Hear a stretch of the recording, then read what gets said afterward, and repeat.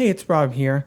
This week we're doing something a little different. Following last week's episode with Justin Beck of the Ditsy Comic Podcast, we're letting Ditsy Comic Podcast take over Crooked Table this week. So please enjoy an episode in which I guested on the Ditsy Comic Podcast and had an absolute blast hanging out with Justin and letting things go completely off the rails. Here's the latest episode of the Ditsy Comic Podcast featuring yours truly. Enjoy. Oh my god, we're going off the road! Here, let me take the wheel. I've got this.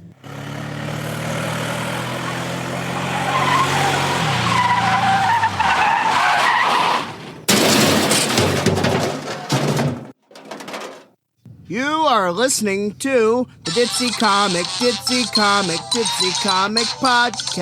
Ditsy Comic Podcast. Ditsy Comic Podcast.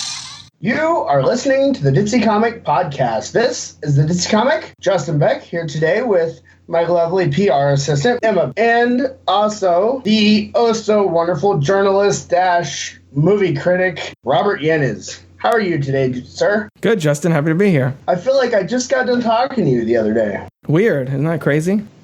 Yeah, it's something about, I don't know, maybe being on your podcast. Yeah, could be. People will have to go check the Crooked Table podcast feed, I guess, for that. Is it up yet? Not yet, but by the time you post this, it might be. Well, we're going to actually talk about your podcast today. We're going to talk about some other stuff, including your love for movies, your hatred for movies. And it's funny because you actually do something now that I used to do when I was a teenager. Really? What's that? I used to actually review movies when I was a teenager. I had a nice little site and everything to myself, and I would go and rate these movies based off of certain criteria for each movie, and then, just kind of go from there and give every movie a good score or a bad score. And most movies usually don't make a B rating. Just say that. Yeah, it's very hit and miss. It kind of depends. You hear all the time people talking about, they don't make good movies anymore, but I feel like a lot of times it's the big movies that maybe don't quite live up to expectations. You have to find a lot of the smaller ones, I think, to get some of those hidden gems. Well, before we get started on your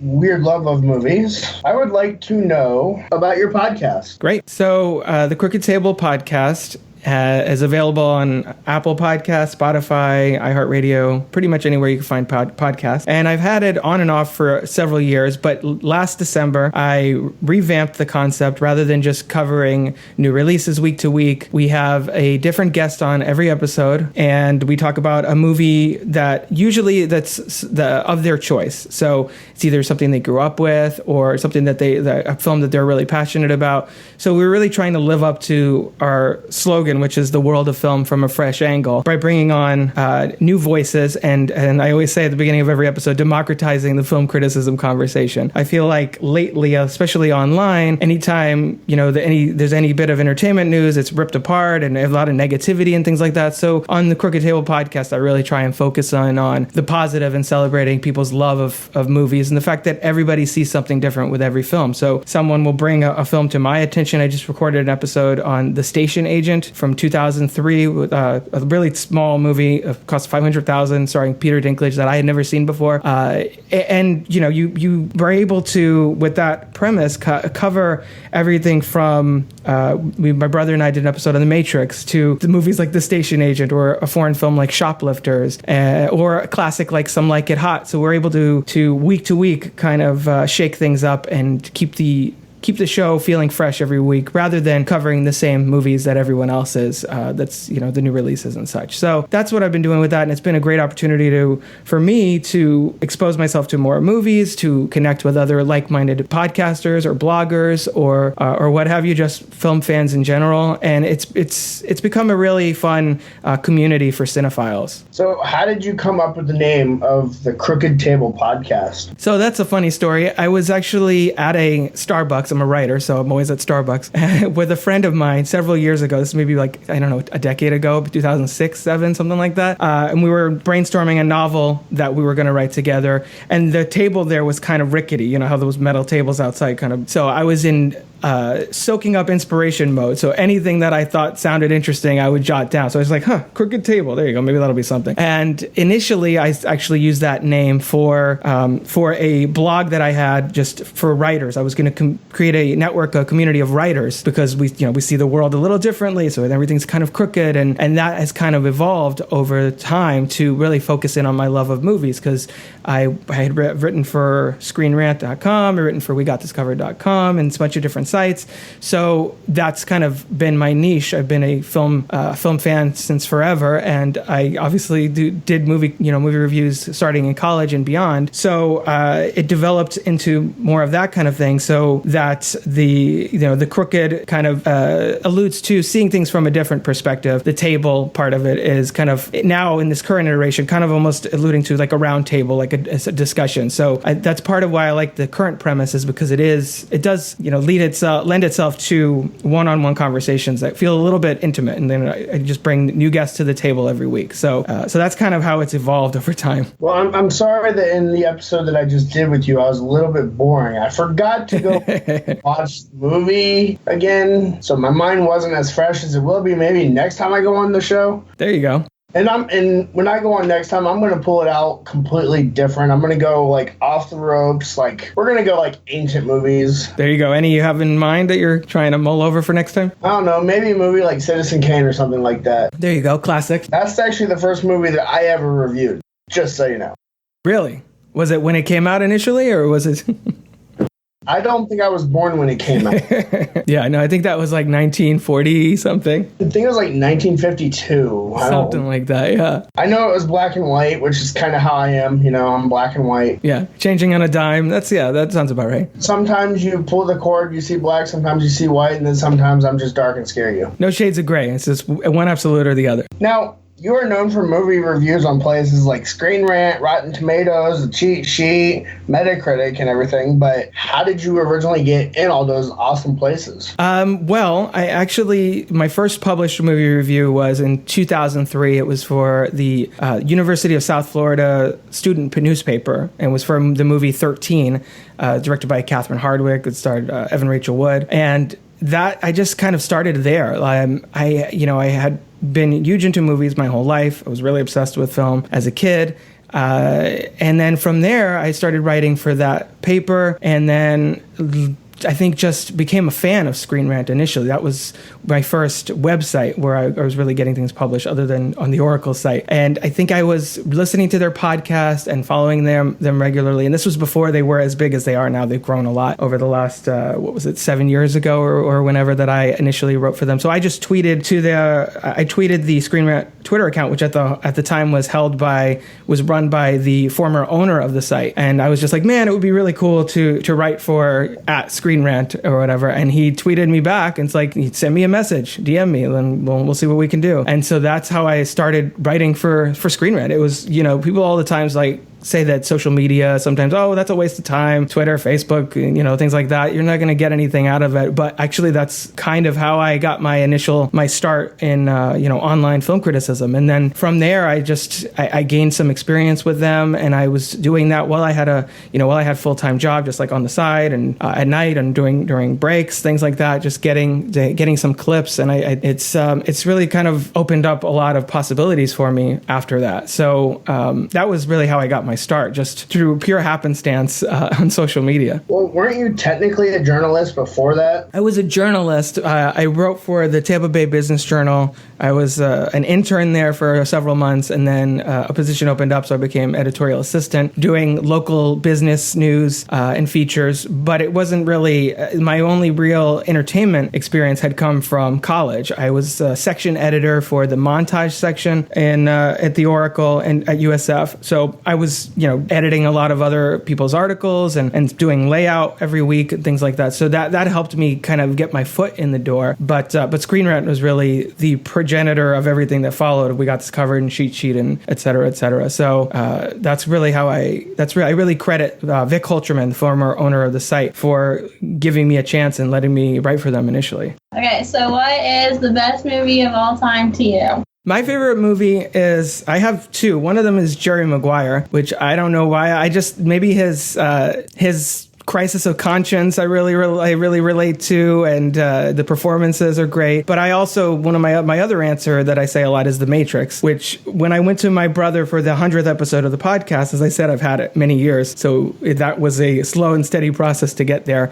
He wanted to talk about The Matrix because it's his favorite movie as well. But the reason that I always say The Matrix is my favorite movie is because that was one of the ones that really helped me gain a deeper appreciation for cinema. Before that, I was just, a kid watching Batman movies and like action films and silly comedies. I just found it as like fun and escapism. And when I saw The Matrix and then rewatched it a million times and read into like the mythology and the philosophy and religion and all the influences and everything baked into the story, it really helped open up my mind to, oh, well, there's like a real art behind this. I hadn't really seen that or appreciated that until that point. So I credit that for being the film that really opened my eyes to the world of cinema. I feel like most people that are really into movies tend to have one film that was like their turning point. And for me, it's The Matrix. Do you really want to know mine? Sure, go for it. Ace Ventura, Pet Detective. That's funny that you say that. That's the first episode we did with the new premise. And it's funny is literally like if you were to combine my character like in the last play I was in,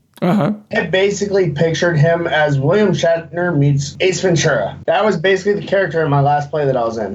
Nice. That's more or less where I put myself. I'm like, you know what? I just need to act like a complete moron and basically just do it the way that, like, if somebody would just do it. Yeah. Yeah, that was a huge movie for me as well, too, in the 90s. Seeing Ace Ventura, Pet Detective, I was obsessed with Jim Carrey for the longest time. So I actually used myself as the guinea pig for this new concept for my podcast, and that was the movie I chose because I would do the voice and quote lines from it, and yeah, that's a good pick. It's a good nostalgia pick. Alrighty then. Yeah, exactly. All right, so that goes on to the next question here that we kind of have for you. What about your favorite movie of this year so far? It's gonna sound like a very basic answer because it's the most popular one, but I really, really loved Avengers Endgame. Kai and I, my wife Kai, and I talked about it on the podcast for an episode that was over 2 hours long, which is kind of like a couple of days after we watched it. We just sat down with a bottle of wine and we were just like, oh, and this part, oh my God, it's so cool. Because I really I'm a big fan of franchises and kind of serialized stories in a way, and the MCU has really pulled that off in a big way. And the fact that Avengers Endgame ended so many stories in a satisfying way, and it had a lot of heart to it. Plus, I don't think there really is a spoiler time very much anymore, but it does involve time travel, which I am a huge sucker for anything involving time travel. Back to the Future is another one of my favorite movies. So all of that really, really worked for me, and I've actually seen it 3 times in theaters. That's the most I've seen anything in, I think, since The Force Awakens, because I'm a huge Star Wars fan as well. Well, speaking of that, going off what you just said there, make sure you check out Kai's book, Becoming Version 2.0, on Amazon, and everything. I'm sure you could find a link either on the Crooked Table podcast or on mine. Yeah, absolutely.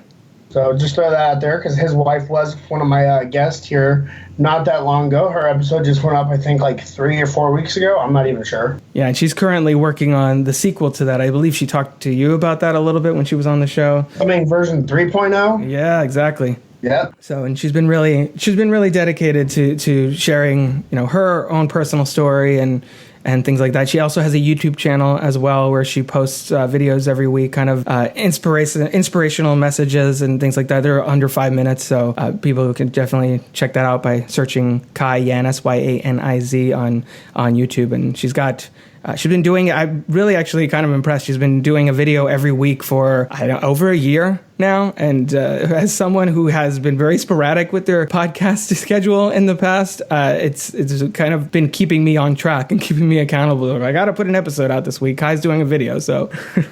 Do you know the show Impractical Jokers? Oh, of course. My family loves that show. They watch it religiously. Okay, so there's an episode in there where someone has to go out in the middle of the stadium for their punishment, and they have this blonde girl come up and ask him to marry her. Yes, I've seen that.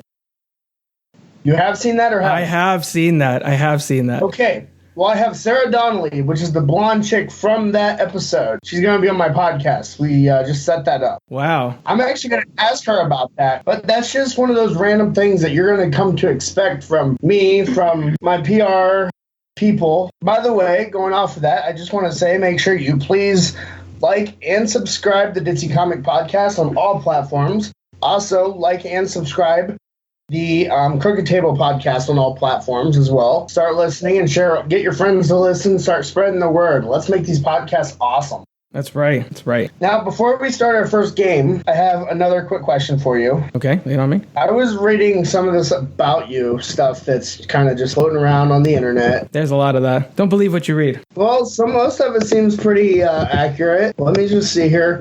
So, first question I want to ask, because it says you create a lot of diverse content and stuff like that. What does that mean? That means that when I'm not doing Crooked Table Podcast and assorted entertainment stuff, I'm a freelance writer, so I do blogs, content marketing, ebooks, and a lot of other stuff that has nothing to do with movies.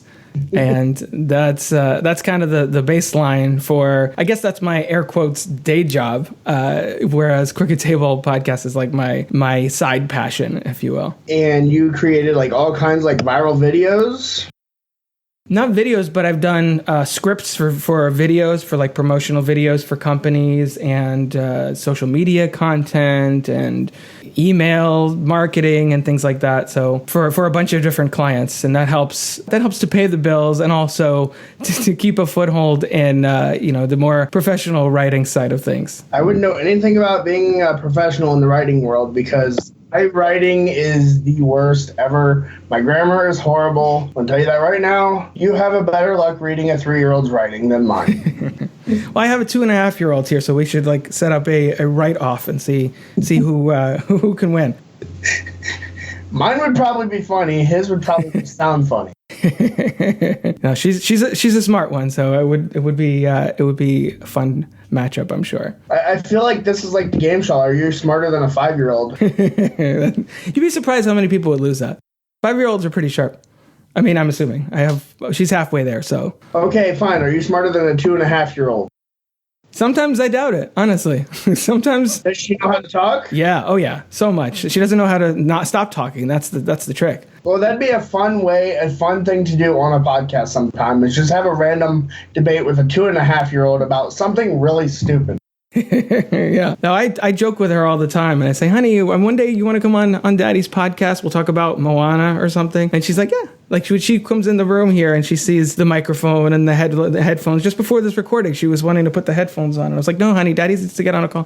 So she's all about it. She'd be totally down for that. We're going to make that an episode, a debate with kids. There you go. We'll have you, her, my son, and me on. There you go. So we'll have a 2.5-year-old, a 6-year-old, me and you on there. And we'll see if we couldn't make that a really interesting episode. I bet it would be interesting. So, real quick, before you go into this fun game here, do you want to go ahead and re-promote your podcast here, the Crooked Table Podcast? Sure. The Crooked Table Podcast discusses the world of film from a fresh angle. Different guests every week, different films every week. You never know what we're going to talk about. I'm always open to having listeners of this podcast or really any other podcast. If they're interested in being on the show, you can go to crookedtable.com/guest. Just a simple form with some information about yourself, what movie you want to talk about, and we can kind of take the conversation from there. But it's available on Apple Podcasts, Spotify, tons of other places. So just Google Crooked Table Podcast, and most likely we're on your podcast app of choice. And now a word from our sponsors. We are currently looking for sponsors. We will have one coming in a sooner episode than you think. And we are back.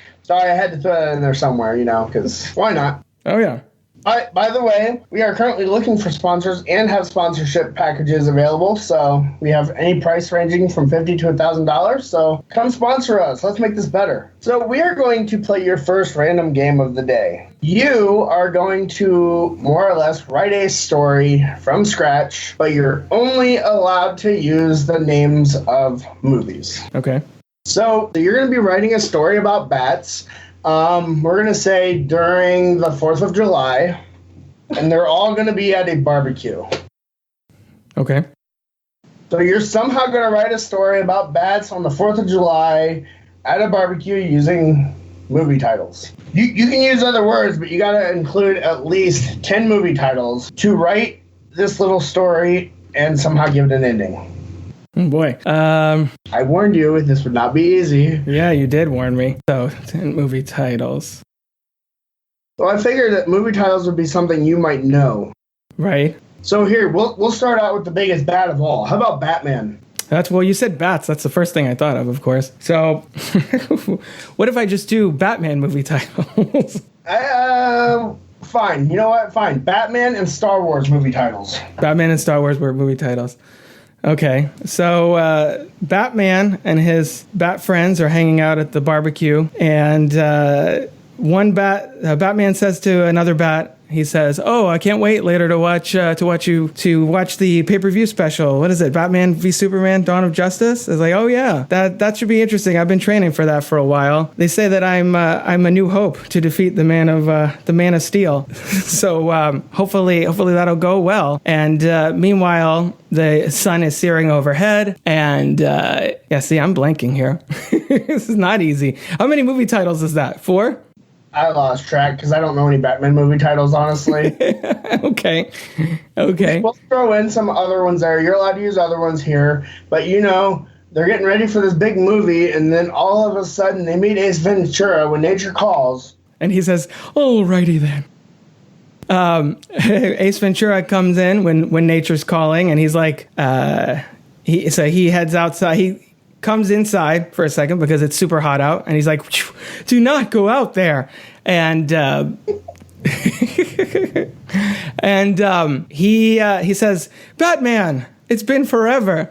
I can't wait to see you face off with Superman tonight." And he's like, "I know, man. I've been training for it. It's been a training day all up in here, and I can't even tell you how crazy it has been trying to live up to the hype of this, and trying to make sure this isn't a dark night for me." And all of a sudden they got into a big boxing match with Rocky underneath the fireworks on the 4th of July.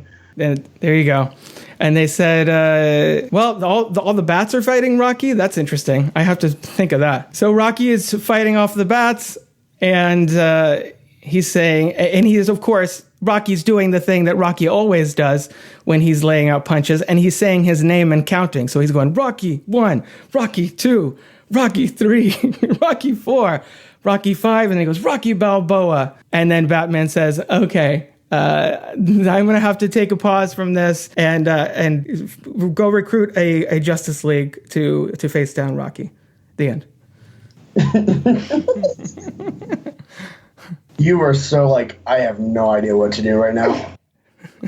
Sort of. But I'm going to give you another hard challenge. Probably one you've never been asked to do, but this is more on the comedy side of things. Okay. Everybody loves impersonations. Oh, okay. There you go. So knowing that you probably haven't just spent your whole life working on impersonations of weird people. You'd be surprised. Okay. So who can you do then? Well, I did a little Ace Ventura there briefly. Let's see. Which part do I do? How about the Arnold? Arnold Schwarzenegger? Yeah. Oh, I could do that one too, yeah. All right. Get down. Get to the chopper. I'm going to ask you a few questions in Arnold. Okay, do it. And then you're going to answer as Arnold.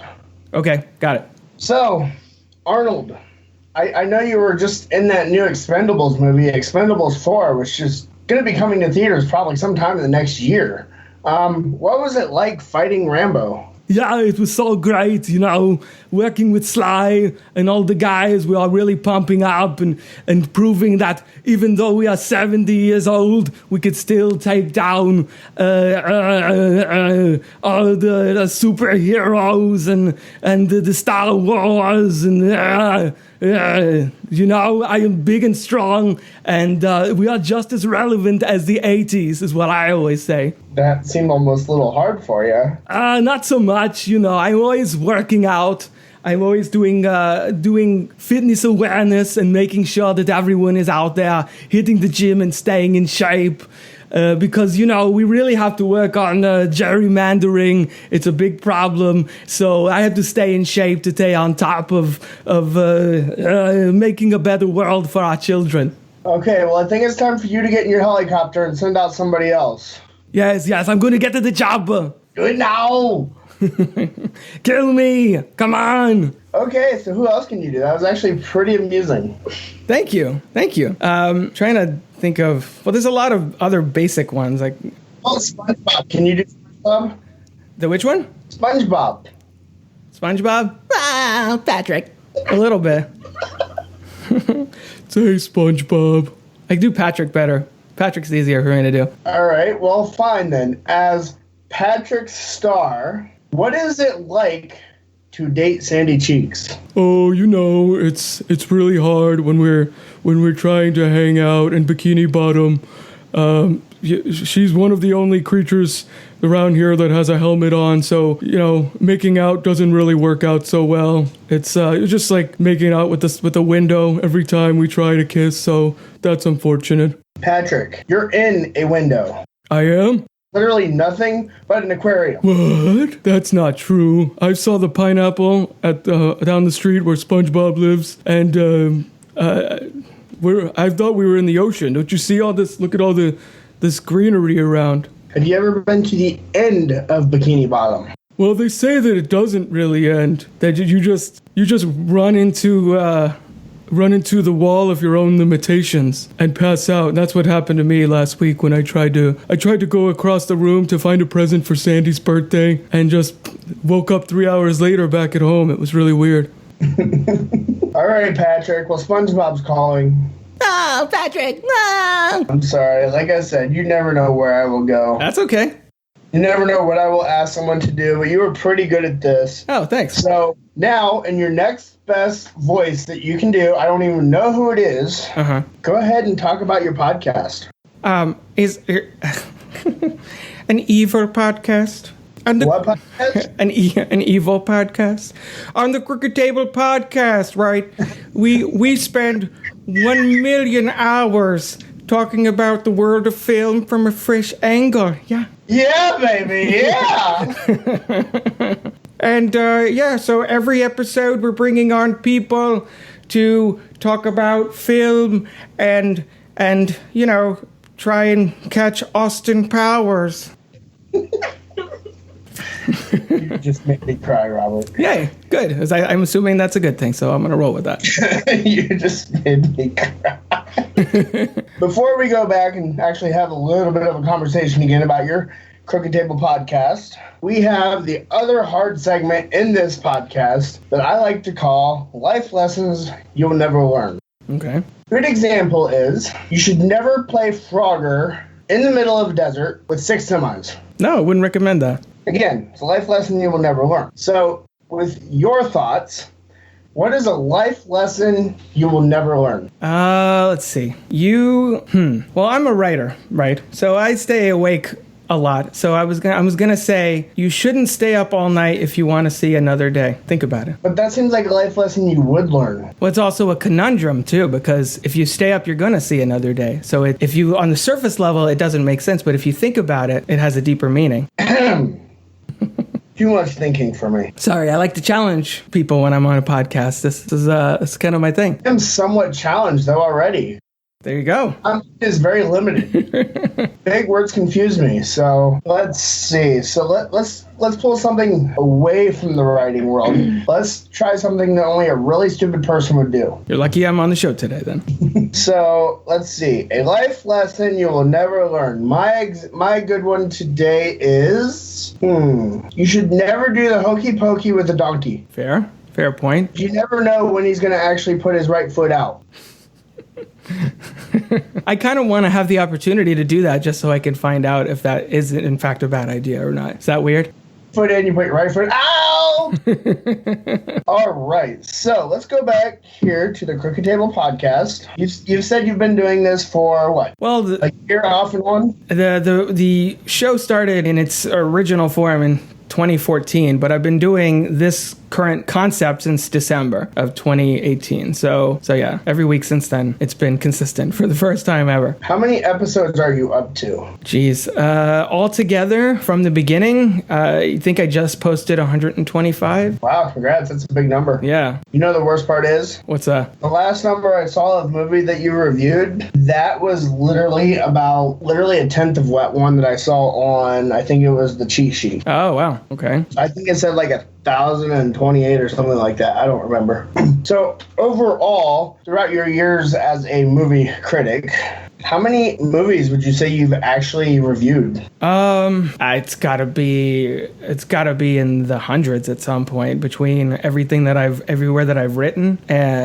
So yeah, I'd say, I don't know, a couple hundred, few hundred maybe, depending on whether I've reviewed them either in written form, for what outlet, on the podcast, things like that. But I'm always open to seeing more and more films, and I think that the way I approach it is that even if a movie even if I don't really love a movie, I always walk away with it. I very rarely walk away from a film thinking, well, that was a complete waste of time. Even if it's not a good movie, I'm like, well, this was interesting, or I'm glad I saw it because now I'm part of the conversation and things like that. So I don't consider any of that wasted time, even the bad movies that I saw. So you're going to say that you've literally just never rated a movie almost a complete F minus? Oh, I didn't say that.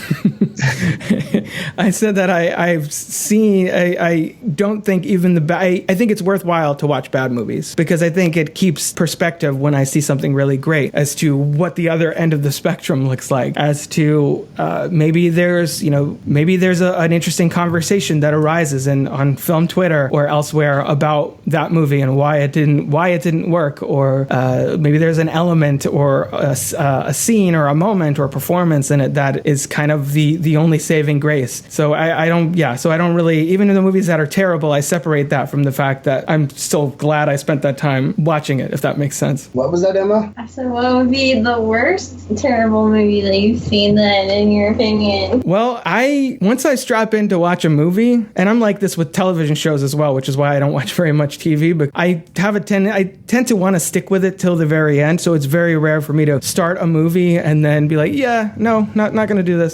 So one instance that I did that was this ensemble comedy from a few years ago called Movie 43 that I watched, I think, on Netflix. And I think I saw maybe 5-7 minutes, and the opening, it's all different segments. The opening segment was Kate Winslet was on a date with Hugh Jackman, and he's got the scarf on, and he takes off the scarf, and he's got genitalia on his neck, and that was the joke for that first segment. So I was just like, yeah, no, I don't need to see this. I remember that. I started watching it. My thought was too, yeah, I'm already bored. Yeah, exactly. Maybe if I remember that. I did that I think it was not even, I'm gonna say less than a month ago. I did that. Yeah. See, okay. But yeah, I remember that. And it's I think I watched a little bit of it, got fourth of the way through, and I'm like, yeah, I can't. Yeah, not worth it. It's it's hard to review a movie when it's just so bad that it's just going to leave you confused. And the worst thing is that there's all these talented people in it. I already said Hugh Jackman and Kate Winslet, Emma Stone is in it, and I think Halle Berry is in it too. There's a bunch of really talented people. I'm just what contract were they stuck in that they ended up in this movie? I don't understand how that happened. I think it was a charity movie, actually. Well, then I guess I don't know if I still don't know if it was worth the effort, but at least if somebody benefited from it, definitely wasn't the audience.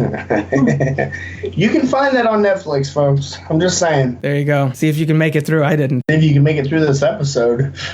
Well, since I'm pretty much at my 45-minute mark, and it's probably going to end up going down to about 30 after all the pauses and everything like that, would you care to go ahead and self-promote yourself any way you want? Yeah. So if you found any of this interesting, my thoughts on film, even my vocal impersonations, I'm actually, since this is a comedy podcast, I might as well delve into this. I'm actually trying to, because I do a lot of voices just at home with my kid and with my wife and just being silly and imitating different movie characters and things like that. I'm actually trying to find ways to wrap that into something that I do for Crooked Table. So I'm trying to explore ways to, because basically this is my passion project, doing the Crooked Table podcast, and I want to do more video content going forward and things like that. So I'm trying to put everything, basically use it as a venue for myself to have fun and put myself out there and connect with people and things like that. So as well as being a conduit to other cinephiles and giving them a venue to talk about movies that they love. So if you found anything that I said interesting, the Dr. Evil voice, my thoughts on movies, anything, please check out the Crooked Table podcast. You can go to crookedtable.com and listen to them that way, or as I said, pretty much every podcast app. So I really appreciate that. That is a good plan. And remember, folks, the more people that listen, the funnier funnier it gets. That's right. And I have kind of a really stupid idea for you, sir. I'm always open to stupid ideas. Go for it. Along with me posting this on mine, if you wanted, you could post this on yours. That would be great. I would love to do that. You could have a weird bonus episode or something, like where it's literally just my podcast, and then like you have it on yours, and then I could even have yours on mine. Yeah, we can look into that. I mean, I don't think that's something that's ever been done. Someone will start listening, and all of a sudden they'll hear, "This is the Ditsy Comic Podcast," and I'm like, "Wait, what?" Yeah, I mean, as long as we brand it as kind of a bonus content thing, and then cross promote each other's shows, I would be open to that. I'm completely open with it because I've kind of cross promoted you now. What? This will be my second time. Plus, I technically did it on your episode. Yeah. That's true. Plus, I think people would really like this episode because you're going to make somebody laugh. You made me laugh. You can make me laugh. There's 10 million people behind me that are going to be laughing harder. Oh, great. Well, thank you. I appreciate that. So you got to have fun. Only because you threw in the Dr. Evil voice. Once you did that, I'm like, oh, it's over. Thank you for my laughter. There you go. Good. That was the idea. But I'm going to go ahead and take us out of this. And then if you have any questions after we're done, then, you can go ahead and ask them. Okay. You just got done listening to the Ditsy Comic Podcast. You were listening with me, the PR assistant manager, Emma, also Robert Yanez from the Crooked Table Podcast. We totally went off the rails today, but we had fun. So thank you, Robert. Absolutely. Thanks, Justin. I appreciate you having me on. I'm glad that you decided to come on. It was definitely my honor. You made me laugh. That is a privilege. I'm just kidding. I'm an easy laugh. Either way, it happened. So I'll take it. I'll take the win. And with that being said, I do hope you have a very, very wonderful evening. And everybody just go out there and listen to both of these podcasts, this one and the Crooked Table Podcast. Yeah, absolutely. It's been a lot of fun, and people should keep an eye out for your episode of Crooked Table, which may or may not be posted. I think we'll have to figure out timing on that. But it's been a pleasure talking movies and getting ditzy with you, Justin. That's what I'm here for. At least you make somebody laugh. That's all that matters. Exactly. Please stay tuned for next week's bonus episode where it is I, Justin Beck, on the Crooked Table Podcast.